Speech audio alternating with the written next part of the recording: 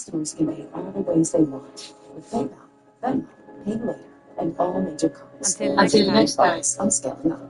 When it's time to get growing, there's one platform for all business. PayPal Open. Grow today at PayPalOpen.com. Subject to approval in available locations. At Zero Price, our experience helps us see investment potential differently. Instead of fast answers, we understand the true root to confident investing is curiosity. It's what drives us to ask smart questions about our ever-changing world. Like, how can clean water transform farming? Can healthcare innovations create a healthier world? How will AI be a part of the new tomorrow? Our curiosity runs deep, and when it comes to power to help you invest more confidently. Questions, whether Zero Price. Invest with confidence. ZeroPrice.com/curiosity.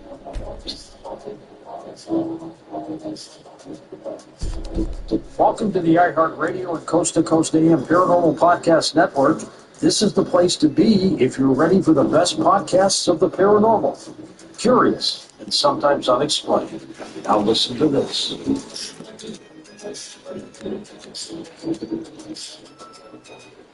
The thoughts and opinions expressed by the host are thoughts and opinions and do not necessarily reflect those of iHeartRadio.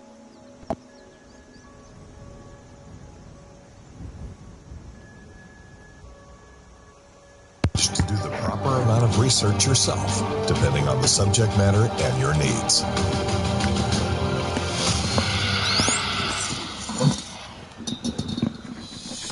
Hi, I'm Sandra Champlain.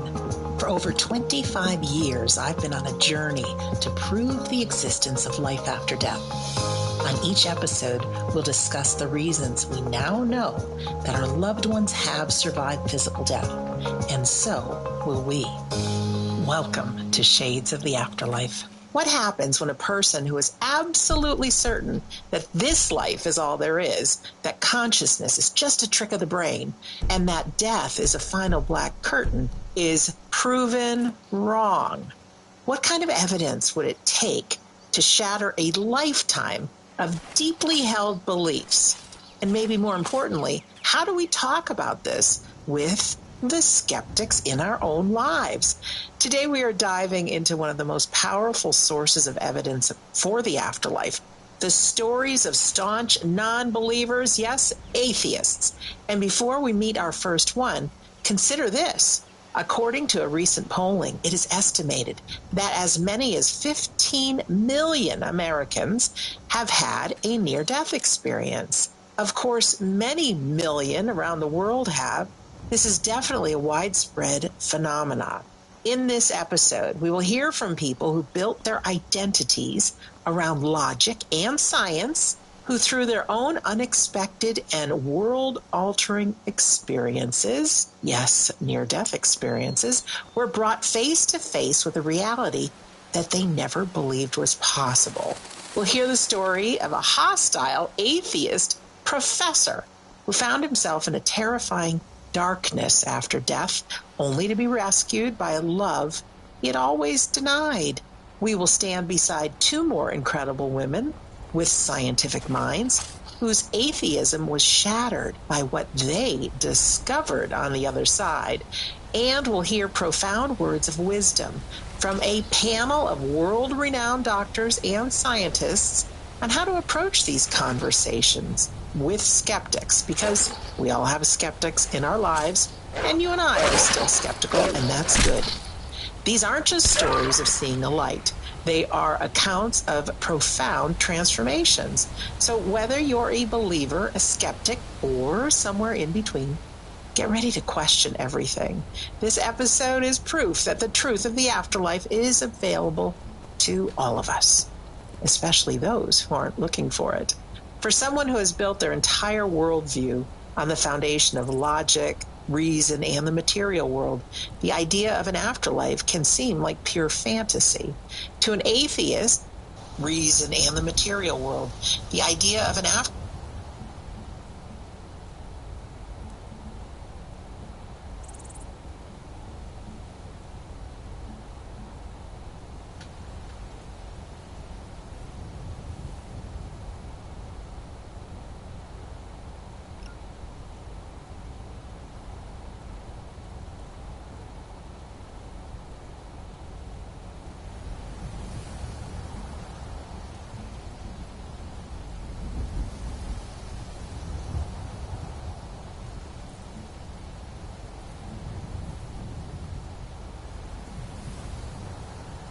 consciousness is a product of the brain's complex wiring.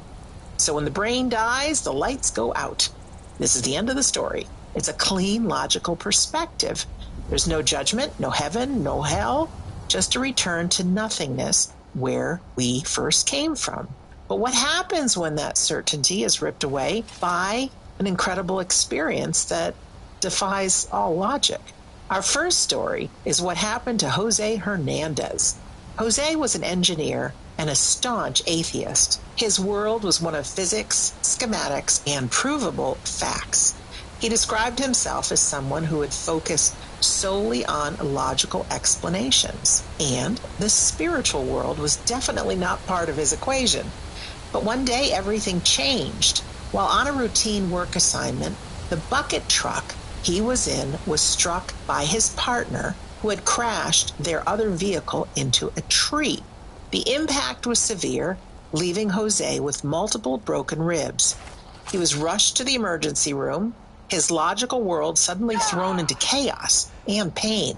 In the hospital, his condition worsened. His breathing stopped, and the medical staff began to fight desperately to save his life. As he lay there, clinically dying, a thought he never had before surfaced. He found himself contemplating God, making a promise to a being that he never believed in. God, if you get me through this, I'll change, he said. It was in that moment of surrender that he noticed a mysterious presence in the room. He saw a shadow standing by the door. At that point, Jose thought to himself, I've endured so much in my life. Perhaps it's fine to just let go. The moment that thought formed, the shadow figure touched his toe. Instantly, an overwhelming sense of relief, calm, peace, and love washed over him. He describes it as euphoric. As the medical team performed CPR on his body, Jose found himself suspended in the corner of the room, observing the entire scene from above. He was completely detached from the frantic efforts to save his body down below. It was then that a voice spoke to him, not with sound, but with pure knowing. The voice said, "Think of your body as a car. This vehicle has traveled 8 million miles, and there's nothing more we can fix. It's time to bid farewell to your body." Following this instruction, Jose felt himself pulled downward into a black hole, but it wasn't frightening. He experienced flying, witnessing mesmerizing cities, breathtaking forests, and vast herds of wild animals in motion. In this incredible, vivid realm, he was reassured that he would still be able to see his children. And most significantly, he was reunited with his father. Of this reunion, Jose later said, "When I met my father on the other side, I realized that sometimes we may be unable to express certain things here, but elsewhere we can." His experience completely shattered his atheist worldview. It replaced a belief in nothingness with the certainty that we continue after death with connection and, most importantly, love. He had not sought proof, but proof had found him in the most dramatic way possible. Jose's story is a powerful example of an everyday person whose reality was turned upside down.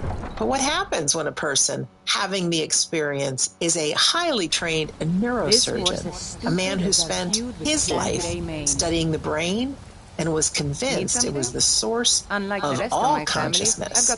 This is the story of Dr. Eben Alexander. Most likely you've heard of him from his book, Proof of Heaven. Dr. Alexander was a respected Harvard neurosurgeon. For him, there was no mystery. He had heard stories of NDEs from his patients, but he had a neat scientific explanation for all of them. They were simply hallucinations produced by a brain under extreme stress. Dr. Alexander was a man of science and definitely not of faith. Then, in 2008, he contracted a rare and deadly form of bacterial meningitis. The infection attacked his brain, specifically his neocortex, the part responsible for all higher-level thought, reason, and everything that makes us human. For 7 days, he lay in a deep coma. According to all medical understanding, his consciousness should have been completely offline, if not gone forever. But inside that coma, he was on the most real journey of his life. He first found himself in a dark, muddy, primitive place he called the Earthworm's Eye View, with grotesque faces bubbling up around him. He felt no connection to his human self. He was just pure awareness in a place of murky despair. Then a spinning, brilliant white light appeared above him, accompanied by a perfect musical melody. The light opened up like a portal, and it pulled him through. He emerged into a place of breathtaking beauty, what he calls the Gateway Valley. He was flying over lush green fields and waterfalls, surrounded by millions of shimmering butterflies. On the wing of one of these butterflies was a beautiful young woman. She never spoke a word, but she communicated with him telepathically. She gave him 3 core messages: you are loved and cherished dearly forever, and you have nothing to fear, and there is nothing you can ever do wrong. He was then taken even higher into a core realm of pure unconditional love, accompanied by an orb of golden light that he understood to be God, or the source of all creation. He was shown the interconnectedness of the universe and given profound wisdom. He was in a place of pure knowing, beyond time and space. Eventually, he was returned to his body. His recovery was medically inexplicable, and his worldview was definitely shattered. This neurosurgeon, who believed the brain created consciousness, now had firsthand proof that his consciousness not only existed, but went on an incredible journey while his brain was, for all intents and purposes, destroyed. Dr. Alexander now spends his life sharing his story, a powerful testament from a man of science that our consciousness is far more than we can imagine. And before we continue, I think it's a good moment just to clarify some of the words we use because they're important. An atheist, like Jose and some of the other people we'll hear from, is someone who firmly believes there is no God or afterlife. An agnostic is someone who is on the fence. They aren't sure what to believe. But the word skeptic is an interesting one. I consider myself a healthy skeptic, and I believe it's a wonderful way to be. A true skeptic is someone simply who questions things and needs good evidence before they believe. It's an open-minded position. The challenge comes with what some call a close-minded skeptic. This is someone who has already decided the answer is no and refuses to look at the evidence, no matter how powerful it might be. The stories we share on this show, and incredible first-hand accounts from people like Dr. Eben Alexander and more, are for the true, open-minded skeptic. They're pieces of evidence for anyone who is brave enough to simply ask the question, what if? The journey from non-belief to belief is often not a gentle one. When we return, we'll hear a story of a man who was not just an atheist, but a man filled with hostility toward any form of belief, who journeyed to a place so dark that it was a perfect reflection of his soul. And something surprising happened when he called out for help. We'll be right back. You're listening to Shades of the Afterlife on the iHeartRadio and Coast to Coast AM Paranormal Podcast Network. What do you say now? Shall we continue?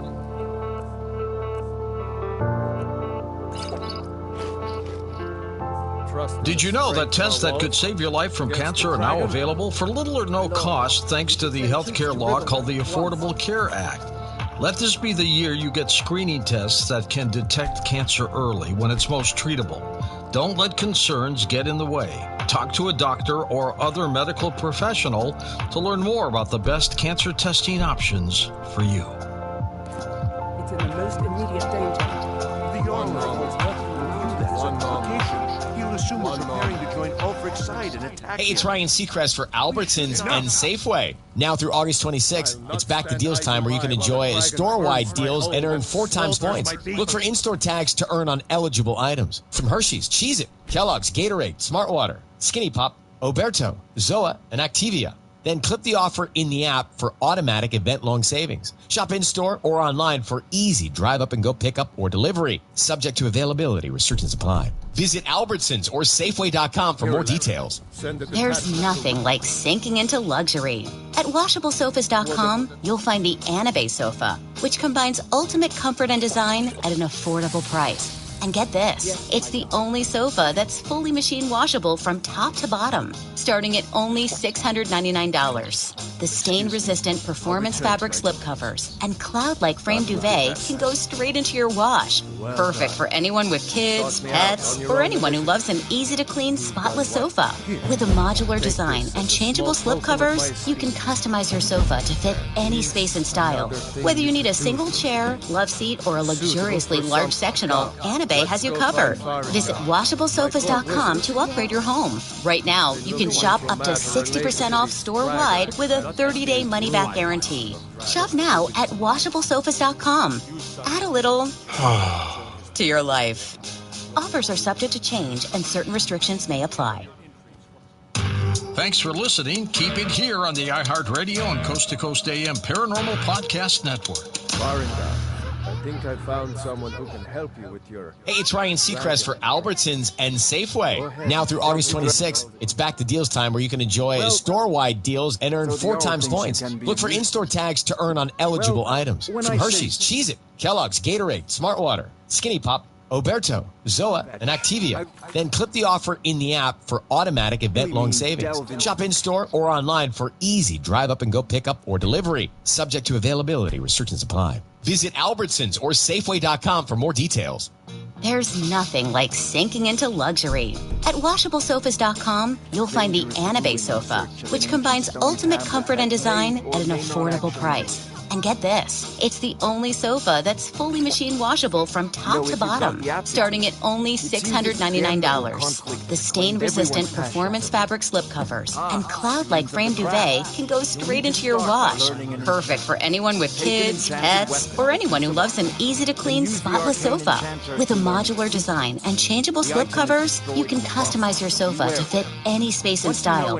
Whether you need a single chair, love seat, or a luxuriously large sectional, Anabe has you covered. Visit WashableSofas.com to upgrade your home. Right now, you can shop up to 60% off store-wide with a 30-day money-back guarantee. Shop now at WashableSofas.com. Add a little to your life.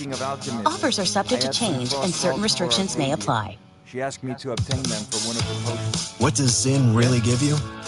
Not just hands-free nicotine satisfaction, but also real freedom. Freedom to do more of what you love, when and where you want to do it. When is the right time for Zyn? It's any time you need to be ready for every chance that's coming your way. Smoke-free, hassle-free, on your terms. Why bring Zyn along for the ride? Because America's #1 nicotine pouch opens up something just as exciting as the road ahead. It opens up the endless possibilities of now. From the way you spend your day to the people you choose to spend it with. From the to-do list right in front of you to the distant goal only you can see. With Zyn, you don't just find freedom. You keep finding it. Again and again. Find your Zyn. Learn more at Zyn.com. Warning, this product contains nicotine. Nicotine is an addictive chemical. The Coast to Coast AM mobile app is here and waiting for you right now. And with the app, you can hear classic shows from the past 7 years, listen to the current live show, and get access to the Art Bell Vault where you can listen to uninterrupted audio. Head on over to the coasttocoastam.com website. We have a handy video guide to help you get the most out of your mobile app usage. All the info is waiting for you now at coasttocoastam.com. That's coasttocoastam.com. There's a tranquility in magic, don't you think? Simply energy to be harnessed by those who will and know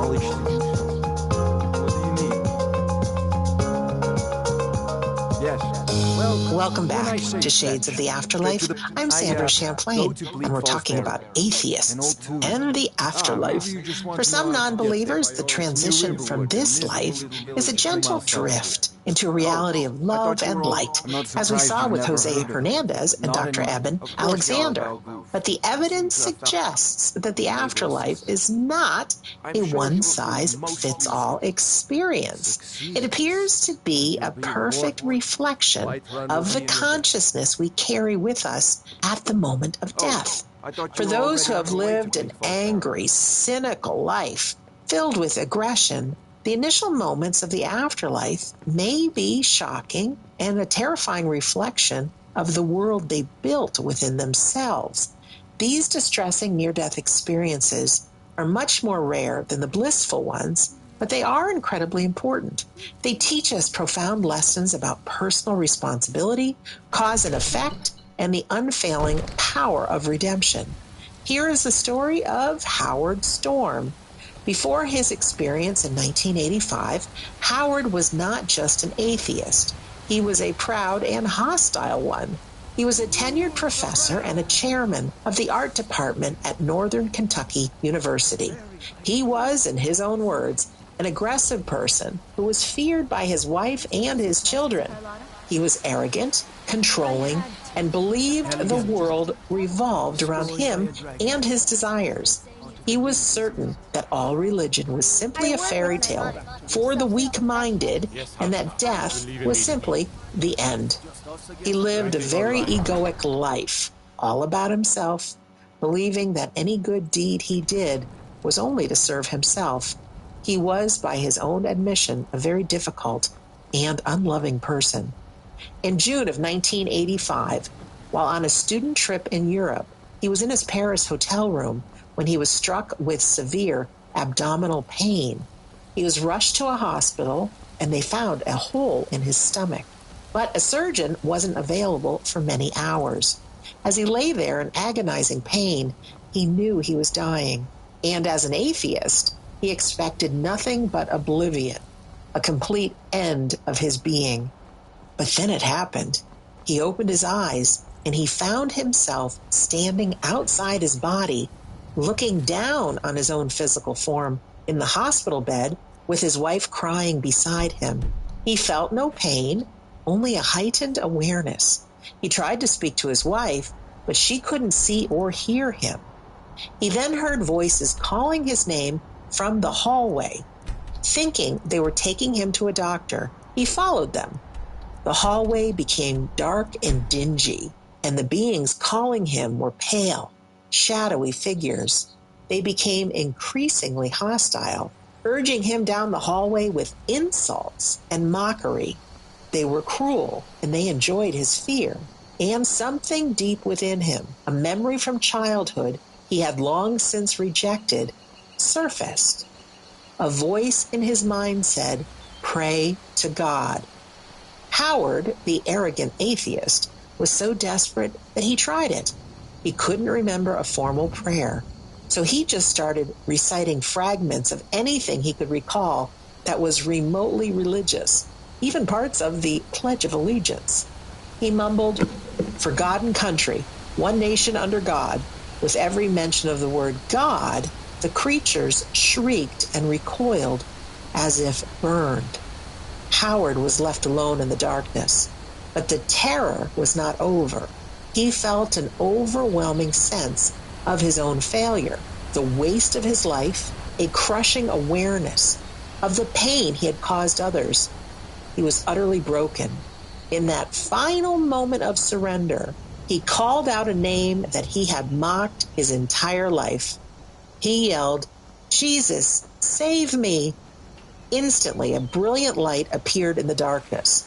It grew brighter and brighter, and as it approached, it wasn't just light. It was an all-consuming love. Two beings of light reached down and gently lifted him from the darkness. They healed him with their touch, and all the pain and terror disappeared, replaced by a peace and love he could have never imagined.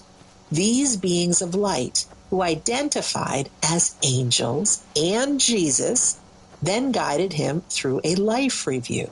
But it wasn't about his accomplishments or his career. He said, all that God cares about is how we interact with other people.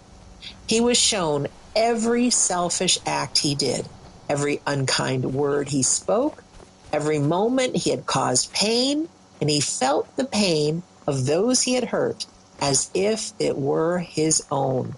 There was no condemnation, only a sense of loving education, showing him the consequences of a life lived without love.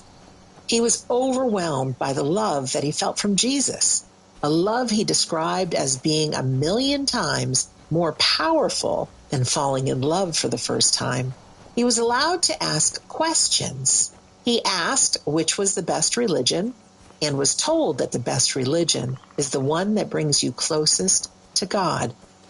He was told that the most important thing in life, the entire purpose of our existence, is simply to love the person that you're with, meaning whoever is in front of you at any given moment, including that person in the mirror.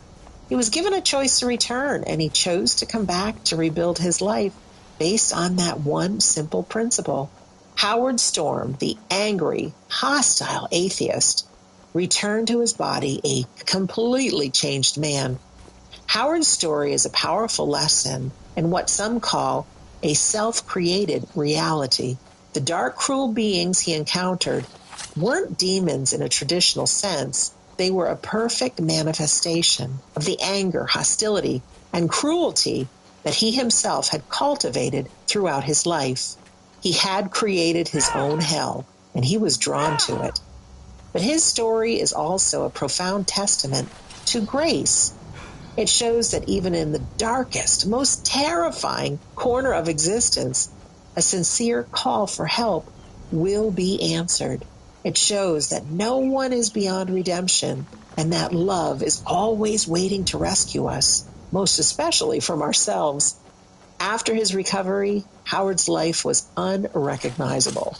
He left his prestigious university position, enrolled in seminary, and dedicated the rest of his life to serving others as an ordained minister, sharing his incredible story of being rescued from a hell of his own making by a love that he had always denied.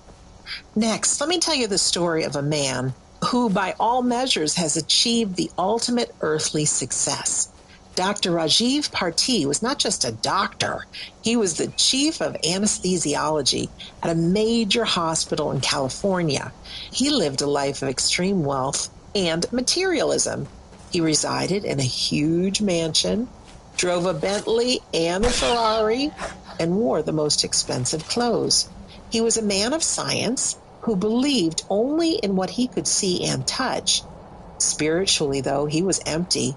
He was often emotionally distant from his family, and by his own admission, had little compassion for his patients, seeing them more as medical problems to be solved rather than real people in pain. His world revolved around money, status, and power. Then, at the peak of his success, that world came crashing down. Dr. Parthi was diagnosed with prostate cancer. The powerful doctor suddenly became a terrified patient.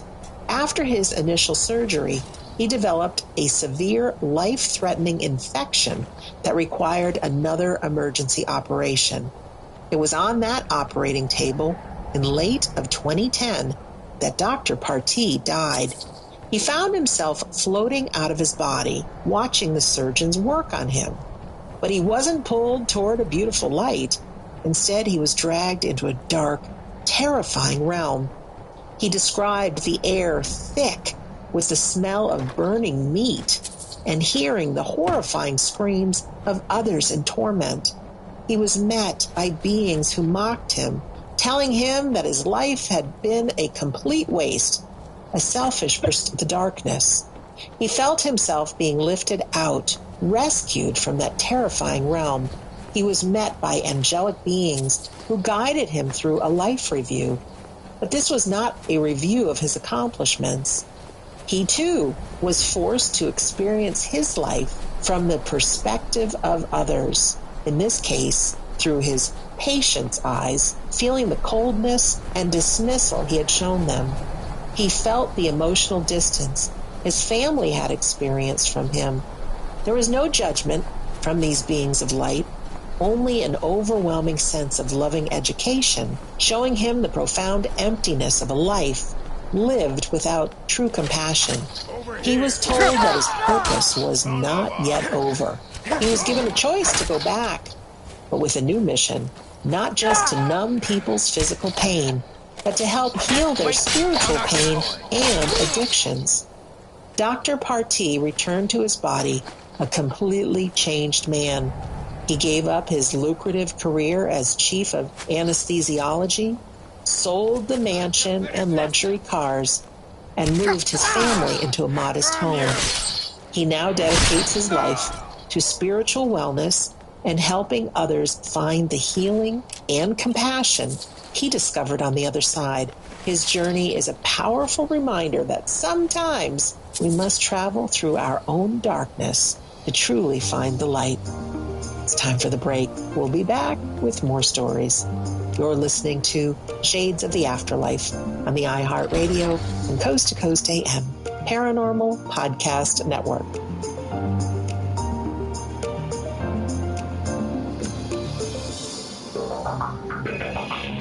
Stay there. Sandra will be right back. Hey, it's Ryan Seacrest for Albertsons and Safeway. Now through August 26th, it's back to deals time where you can enjoy store-wide deals and earn 4 times points. Look for in-store tags to earn on eligible items. From Hershey's, Cheez-It, Kellogg's, Gatorade, Smartwater, Skinny Pop, Oberto, Zoa, and Activia. Then clip the offer in the app for automatic event-long savings. Shop in-store or online for easy drive-up-and-go pickup or delivery. Subject to availability. Restrictions apply. Visit Albertsons or Safeway.com for more details. Como cuidador de salud en el hogar, puedes hacer la diferencia en la vida de otra persona y en la tuya. El trabajo ofrece horarios flexibles, seguro médico, entrenamientos y te ayuda a ahorrar para tu jubilación. También te da vacaciones pagadas y oportunidades de trabajar horas extras. Aprende más y aplica visitando trabajosdecuidadosaludoregon.com. Eso es, trabajosdecuidadosaludoregon.com.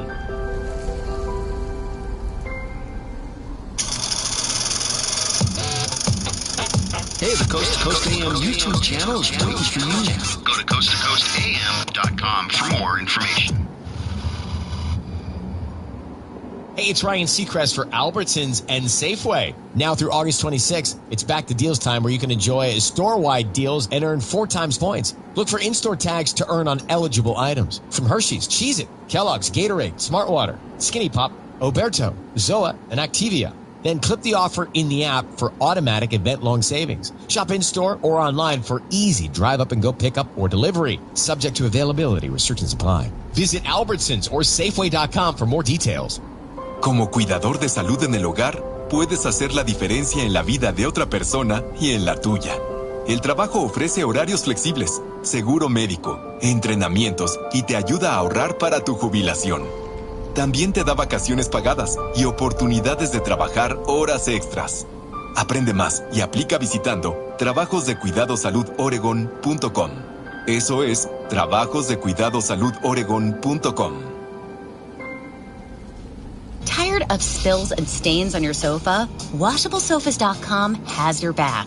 Featuring the Anabe collection, the only designer sofa that's machine washable inside and out, where designer quality meets budget-friendly prices. That's right, sofas start at just $699. Enjoy a no-risk experience with pet-friendly, stain-resistant, and changeable slipcovers made with performance fabrics. Experience cloud-like comfort with high-resilience foam that's hypoallergenic and never needs fluffing. The sturdy steel frame ensures longevity, and the modular pieces can be rearranged anytime. Check out WashableSofas.com and get up to 60% off your Anabe sofa, backed by a 30-day satisfaction guarantee. If you're not absolutely in love, send it back for a full refund. No return shipping or restocking fees. Every penny back. Upgrade now at WashableSofas.com. Offers are subject to change, and certain restrictions may apply. Hey, this is George Norrie, and you're listening to the iHeartRadio and Coast to Coast Coast AM Paranormal Podcast Network. Thanks for being here. Now let's get back to more with Sandra.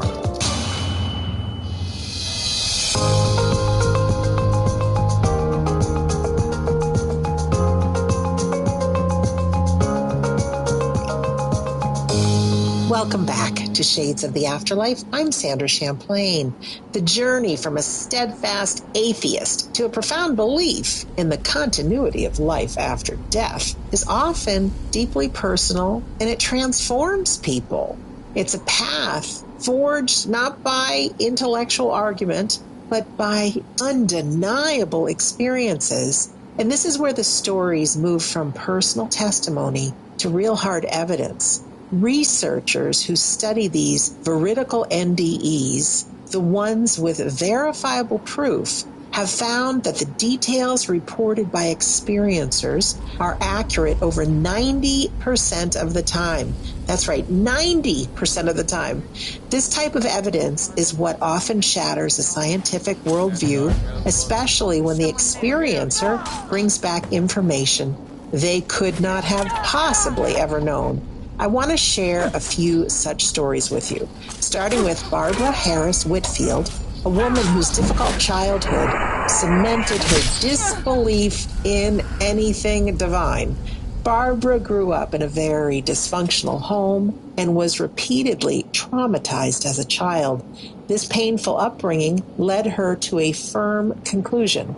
There is simply no way there could be a God, because a loving God would never allow children to be tormented in such a way. She carried this atheism well into her adulthood. Then at the age of 32, she underwent a 5.5-hour surgery on her back.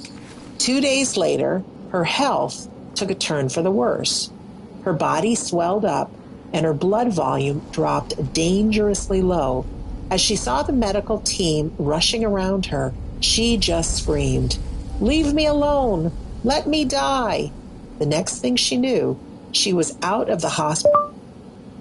What's it called when you believe in a powerful force that created all of existence, but that force is undefinable and undescribable by human minds and therefore cannot be called a deity? But in this case, I believe that it is energy. What does that make me an agnostic or an atheist?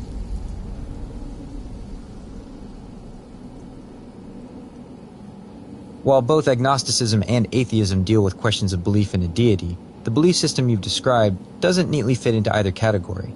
The key distinction lies in the nature of your belief. Atheism is the lack of belief in a god or gods. An atheist would reject the idea of a powerful, sentient creator force. Agnosticism is the view that the existence of God or a higher power is unknown and unknowable. An agnostic would say, I don't know if there's a God. I don't think you understood me. I believe that everything is working together to create itself without itself knowing. So therefore, nobody can know whether there is a governing intelligence or not. Because like the toe and the finger of an elephant, they cannot know the greater part of the being.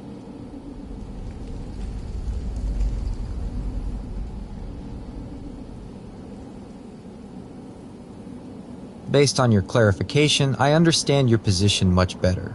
Your belief system is not about a single conscious force that created everything. Instead, it's a belief in a self-organizing, interdependent universe where individual parts, like the toe and the finger of an elephant, are incapable of comprehending the whole.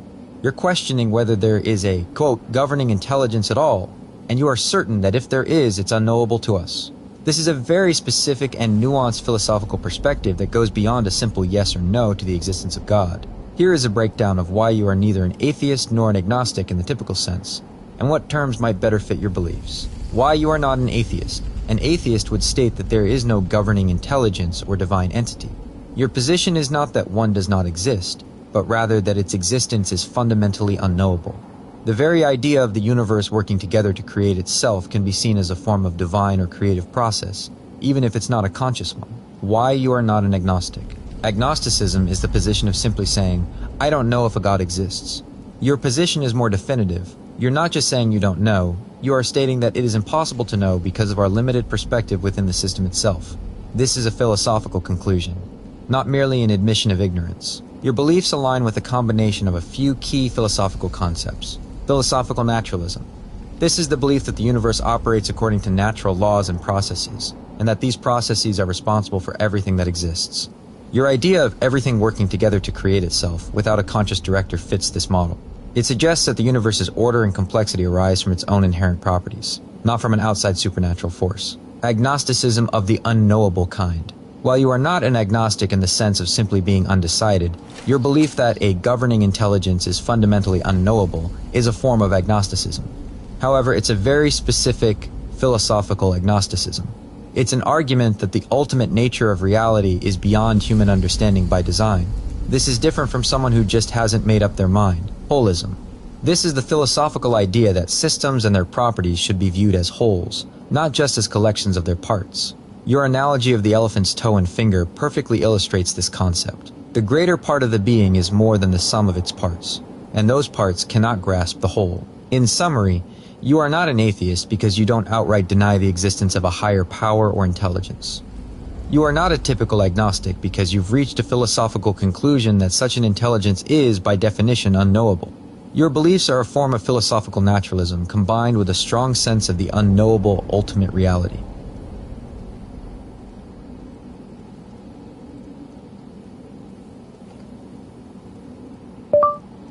I need labels.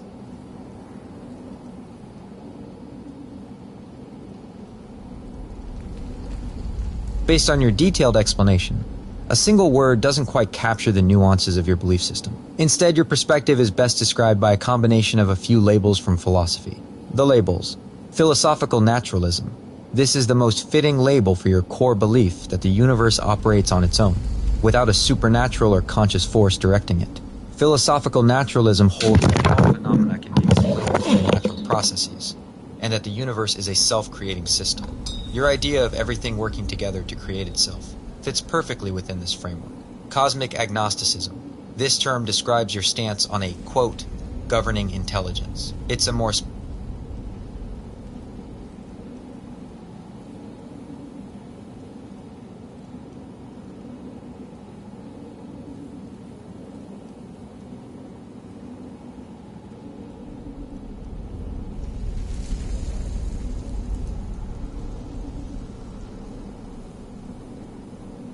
This is my core religion that I base all of my decisions on. Now, given this good information about me as a person,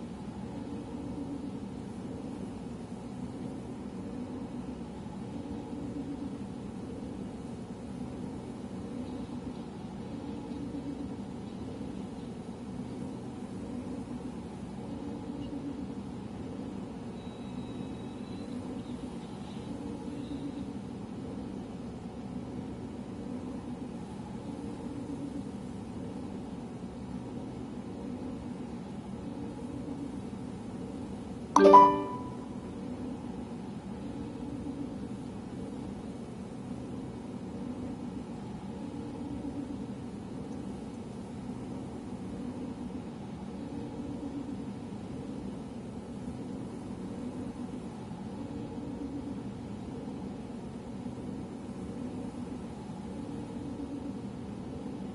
is an iHeart podcast. Hey, it's Ryan Seacrest for Albertsons and Safeway. Now through August 26th, it's back to deals time where you can enjoy store-wide deals and earn 4 times points. Look for in-store tags to earn on eligible items. From Hershey's, Cheez-It, Kellogg's, Gatorade, Smartwater, Skinny Pop, Oberto, Zoa, and Activia. Then clip the offer in the app for automatic event-long savings. Shop in-store or online for easy drive-up-and-go pickup or delivery. Subject to availability, restrictions apply. Visit Albertsons or Safeway.com for more details. Every business has an ambition. PayPal Open is the platform designed to help you grow into yours. With business loans so you can expand and access to hundreds of millions of PayPal customers worldwide. And your customers can pay all the ways they want with PayPal, Venmo, Pay Later, and all major cards, so you can focus on scaling up. When it's time to get growing, there's one platform for all business. PayPal Open. Grow today at paypalopen.com. Loans subject to approval in available locations. Como cuidador de salud en el hogar, puedes hacer la diferencia en la vida de otra persona y en la tuya. El trabajo ofrece horarios flexibles, seguro médico, entrenamientos y te ayuda a ahorrar para tu jubilación. También te da vacaciones pagadas y oportunidades de trabajar horas extras. Aprende más y aplica visitando trabajosdecuidadosaludoregon.com. Eso es trabajosdecuidadosaludoregon.com. If you're a lineman in charge of keeping the lights on, Grainger understands that you go to great lengths and sometimes heights to ensure the power is always flowing, which is why you can count on Grainger for professional-grade products and next-day delivery, so you have everything you need to get the job done. Call 1-800-GRAINGER, click Grainger.com, or just stop by. Grainger, for the ones who get it done. After a full Saturday evening with restaurant parking and entertainment venues behind you, it could feel like you've driven halfway across the state. For Fuel Rewards members at Shell, that running around translates into savings at the pump. Earn rewards on fuel, snacks, dining out, and more. Earn 10 cents per gallon off when you reach platinum status, with opportunities to stack rewards for even more savings. Visit fuelrewards.com/join25 and sign up today. At participating merchants and Shell locations, limit 20 gallons. Restrictions apply. Visit fuelrewards.com for more information. You're listening to the iHeartRadio and Coast to Coast AM Paranormal Podcast Network, where we offer you podcasts of the paranormal, supernatural, and the unexplained. Get ready now for Beyond Contact with Captain Ron.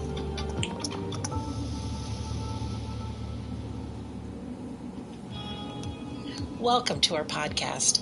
Please be aware the thoughts and opinions expressed by the host are their thoughts and opinions only and do not reflect those of iHeartMedia, iHeartRadio, Coast to Coast AM, employees of Premier Networks, or their sponsors and associates. We would like to encourage you to do your own research and discover the subject matter for yourself.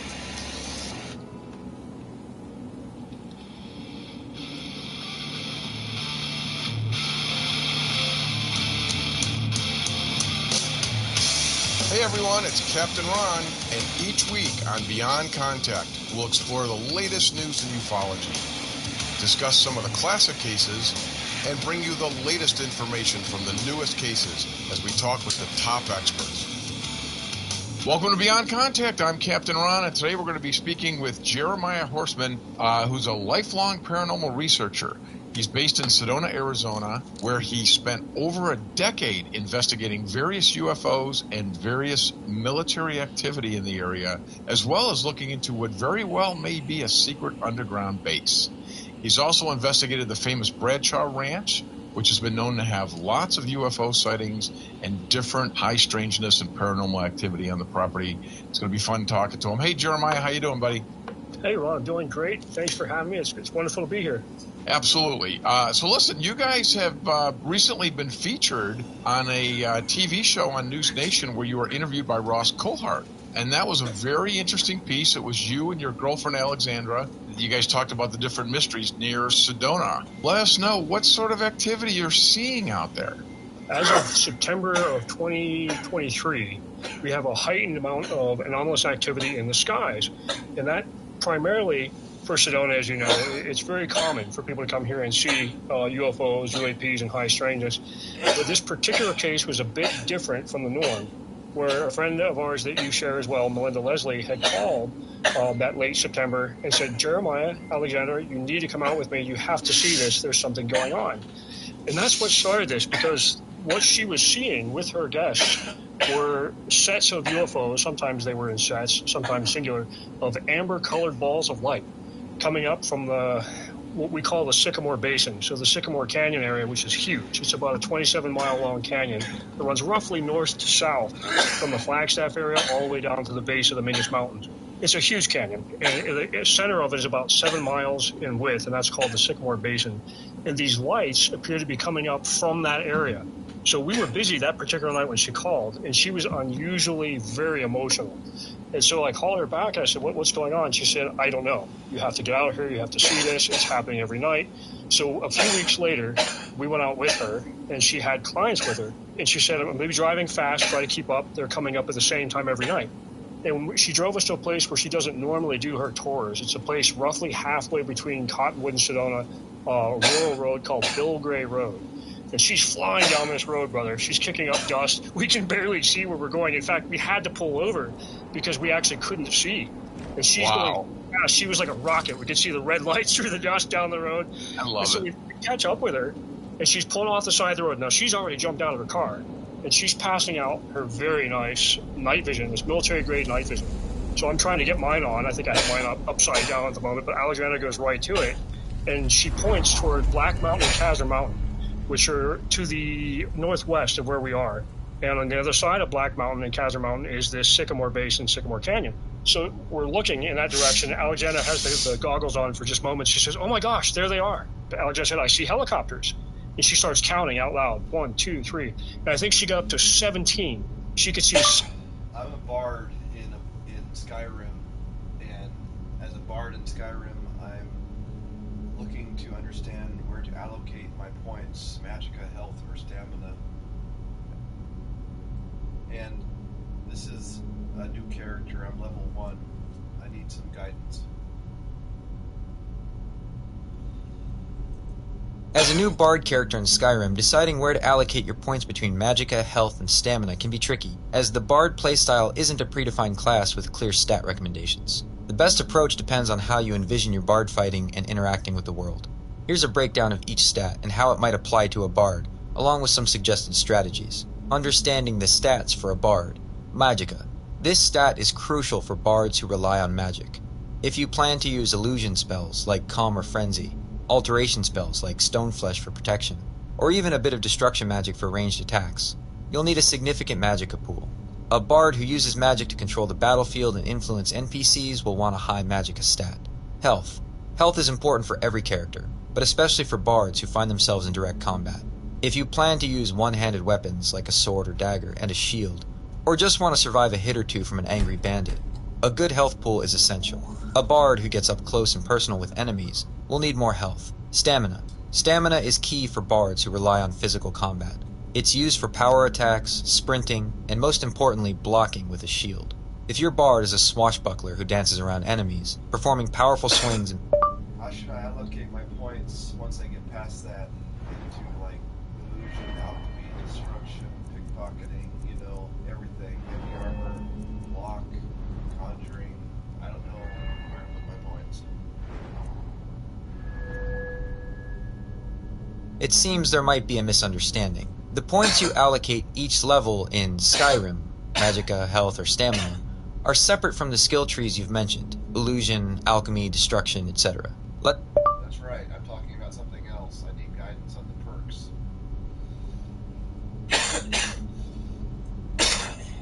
You've hit on the most important part of character progression in Skyrim, the perks. This is where you truly define your bard. Since you're looking for guidance on a wide range of skills, let's break it down by a few core bard archetypes, and highlight the most useful perks within each skill tree you mentioned. The key is to pick a few skill trees that complement each other and focus your perk points there, rather than spreading them too thin across everything. A true bard would likely focus on magic, illusion, and a support skill, alchemy, with a bit of a combat backup. The charismatic illusionist bard. This bard is a master of manipulation and deception, avoiding direct combat by making enemies fight each other or simply walk away. Illusion. This is your primary school of magic. Novice / apprentice / adept / expert / master illusion. The first perk in each rank is essential for making your spells cheaper. Hypnotic gaze / aspect of terror / rage / master of the mind. These are the key perks that let you influence higher level enemies. Get these as your skill level increases. Quiet casting. This is arguably the most important perk for an illusionist bard. It allows you to cast spells without being detected, letting you influence enemies from the shadows. Alchemy, for creating powerful potions and poisons. Alchemist, up to 5/5. This is a must-have for making your potions and poisons more effective. Benefactor / poisoner. These perks will make your potions and poisons even stronger. Pickpocketing. This skill complements your sneaky and deceptive nature. Light fingers, up to 5/5. The more points you put here, the easier it is to pickpocket. Misdirection. Allows you to steal a person's equipped weapon. This is a very fun and effective. Just tell me where to put the perks.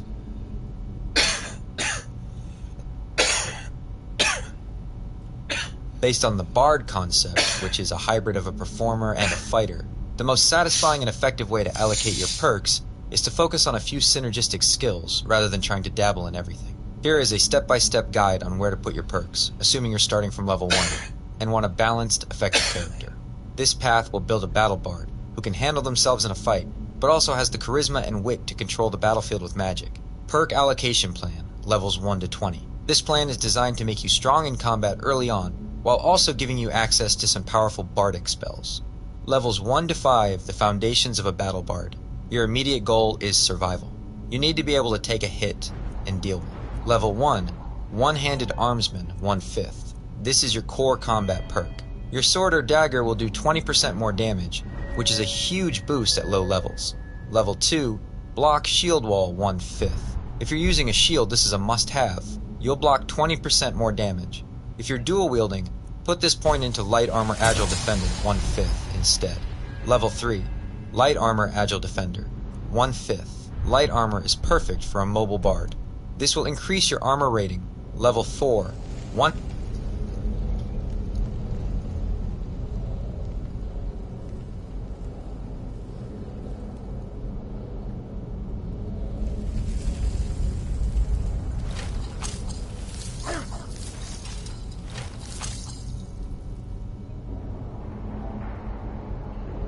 I'm still broadcasting this bullshit. Alright. We're still doing this.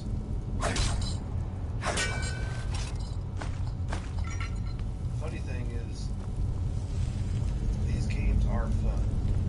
And I really enjoy playing them. That being said though,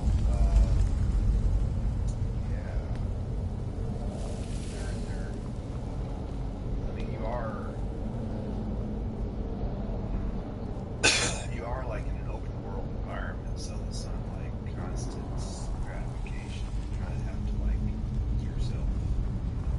It's not like playing Tetris. You have to body, you have to pretend you're this character. Granted, he's a big old Viking with a mohawk, you know, roaming through a fucking cave. So, you know, I don't have survival mode on, which makes it really, really difficult. Maybe in the future. See, the thing about these games is there's things you have to consider. First off, is the narrative. The narrative always starts out like on any path. Everybody starts at the starting line, okay? And there's always going to be a few things that you have to experience over and over again. And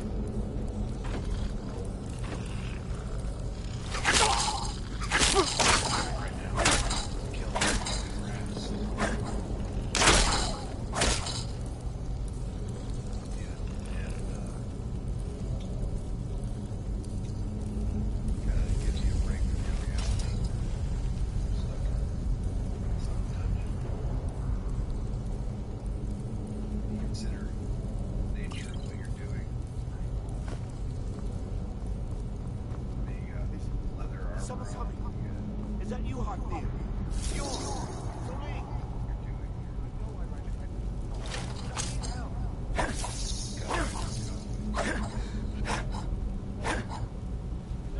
Not again! Help! Get it away from me! Get it away! Don't let it get me! Help! Give it away from me! Don't leave me for Arcade's sake. I would have died if this was on fire. Don't leave me for Arcade. You did it. You killed it. Now cut me down before anything else shows up. Yes, help me down and I'll show you. You won't believe. You over here. Yes, help me down and I'll show you. It's coming loose. I can feel it. Oh!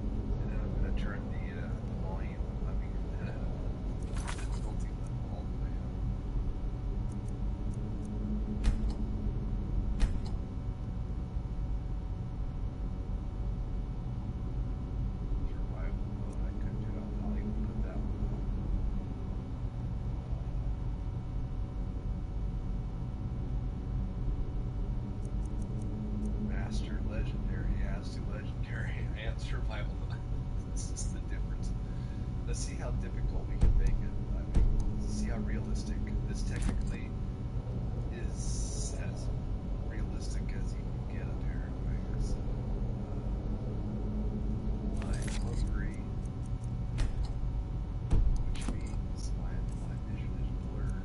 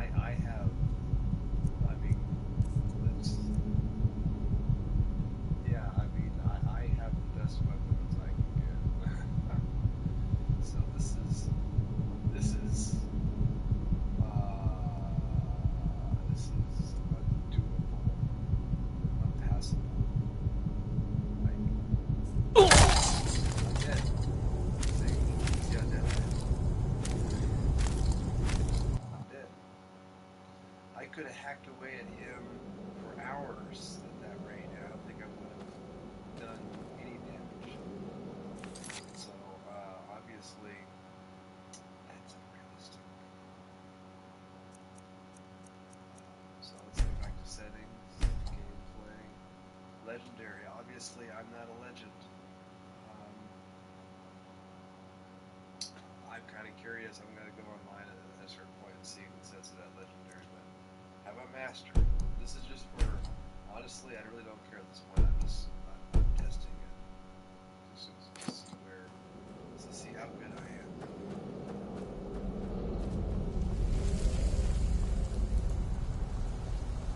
And honestly, this is kind of a cool deal out here.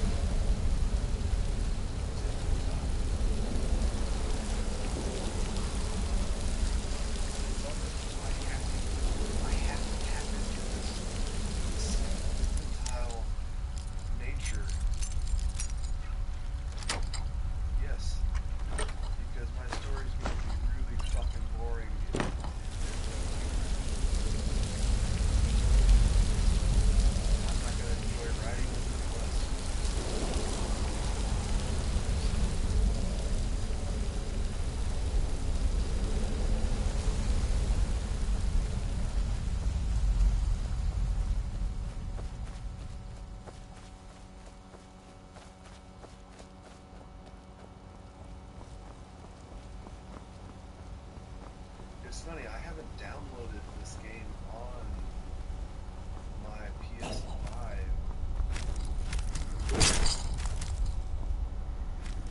Watch me take this guy. I mean, it took me a while to download this game, is what I'm saying.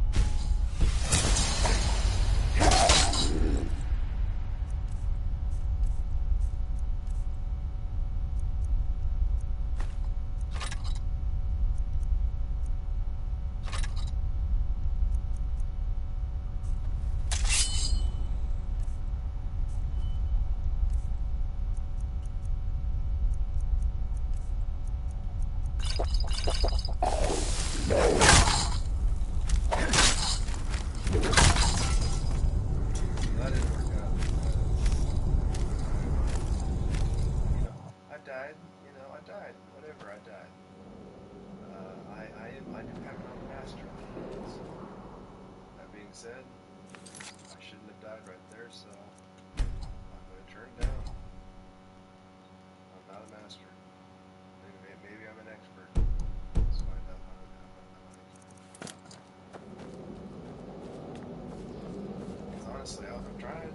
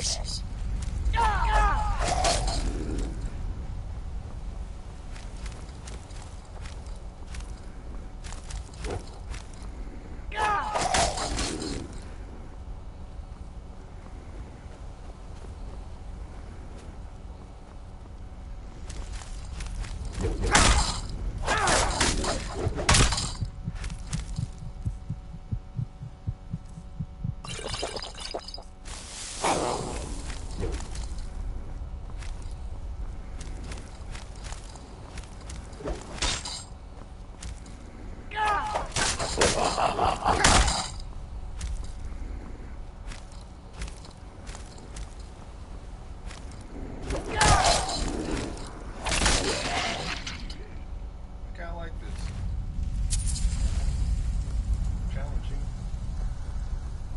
I'm an expert. I'm master, but an expert.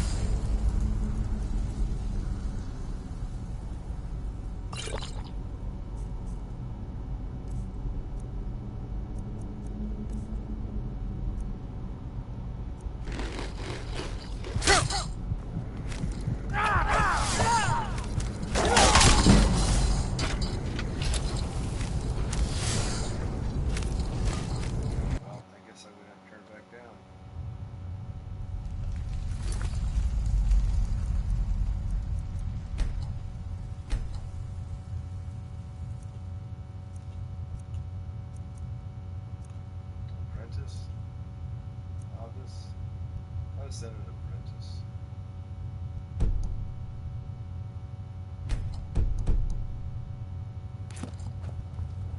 Well, I gave it my best shot. Alright, these should be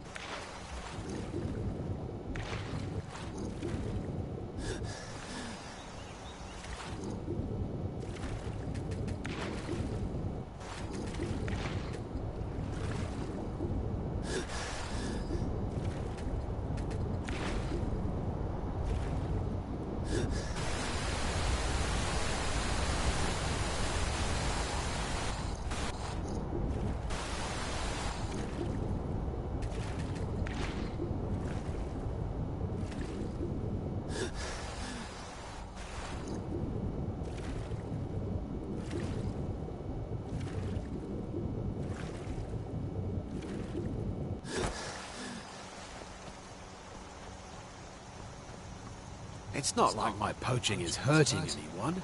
The Jarl can hardly eat every deer now, can he?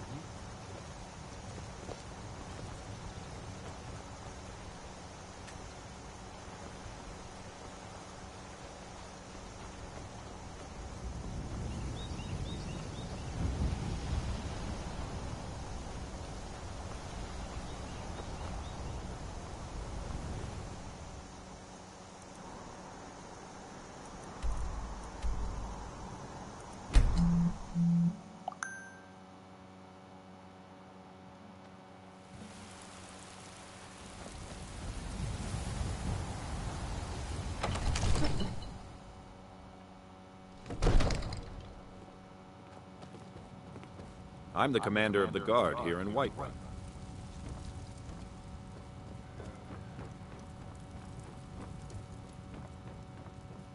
You see? The terminology is clearly First Era or even Ah! The Dragonstone of Bleak Falls Barrow. Seems you are a cut above the usual brutes the Jarl sends my way. You'll have to see the Jarl about... So your information was correct after all. And we have our friend here to thank for recovering it for us. You went into Bleak Falls Barrow and got that? Nice work. Just send me a copy when you've deciphered it. Farengar, you need to come at once. A dragon's been sighted nearby. You should come too. A dragon? How exciting. Where was it seen? What was it doing? I'd take this a bit more seriously if I were you. If a dragon decides to attack Whiterun, I don't know if we can stop it. Let's go.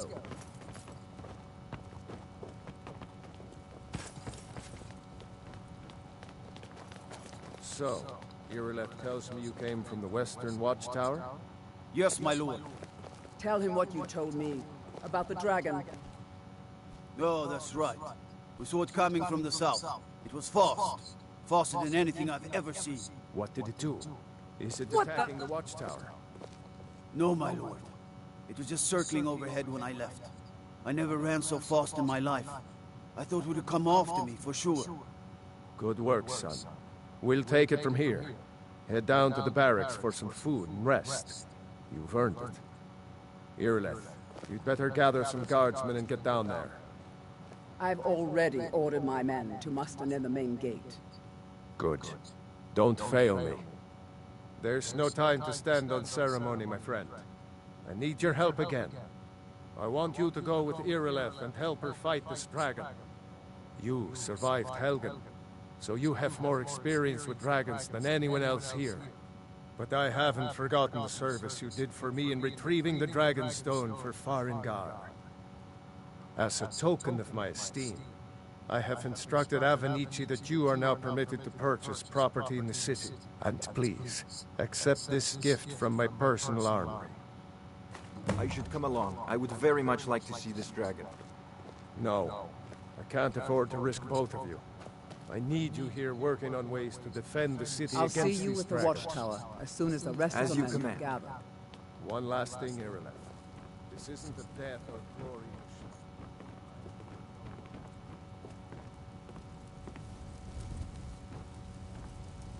I've seen you helping the Jarl.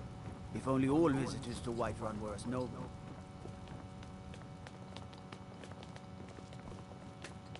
I'll see you at the watchtower as soon as the rest of the men have gathered.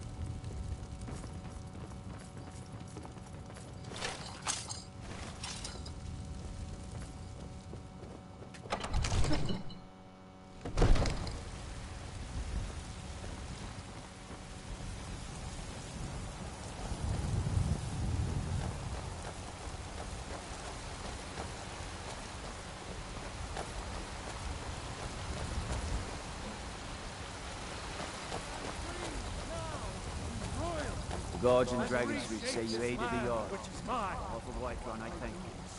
For you, Red Legions. For I love you. I love. Fear not. I know your Dragon family's or honor is giant, important to we'll you, deal. but we can't afford it. It took me weeks to find that thieves' den. I can't stop that. Battleborn! I can't get the sword on my own. So you're willing to stop? I don't have any money. You better give me 5 septims right now, or I'm gonna bloody your nose. 10 septims. Old friend. patron of the great clan Battleborn.